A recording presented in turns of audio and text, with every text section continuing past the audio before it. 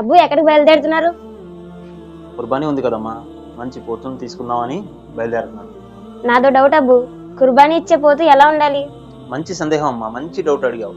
ప్రవక్త ముహమ్మద్ సల్లల్లాహు అలైహి వసల్లం వారు ఈ విధంగా తెలియజేశారు, కుర్బానీ ఇచ్చేవారు కుర్బానీ పోతులో ఈ 4 లక్షణాలను చూడండి అన్నారు. ఆ 4 లక్షణాలు గనక ఉంటే అది కుర్బానీకి చెల్లదు. ఏంటబ్బు ఆ 4 విషయాలు? ఆ 4 లక్షణాలు ఏమిటంటే, అందులో మొదటిది అది గుడ్డిదై ఉండకూడదు.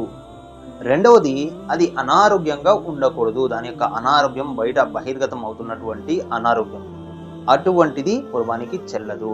అలాగే మూడోది అది కుంటిదై ఉండకూడదు. నడుస్తున్నప్పుడు కుంటితనం, దాని యొక్క కుంటితనం మనకు బహిర్గతం అవుతుంటే అటువంటి కుంటిదైనటువంటి వేట కూడా కుర్బానీకి చెల్లదు. అలాగే నాలుగవది ఏంటంటే దాని యొక్క పళ్ళు గట్టిదై ఉండాలి. అంటే పాల యొక్క పళ్ళు ఊడిపోయి మంచి పళ్ళు వచ్చి ఉండాలి. ఆ సైజు వేట తీసుకోవాలి. ఈ 4 లోపాలు ఉన్నటువంటి వేట పోతూ కుర్బానీకి చెల్లదు.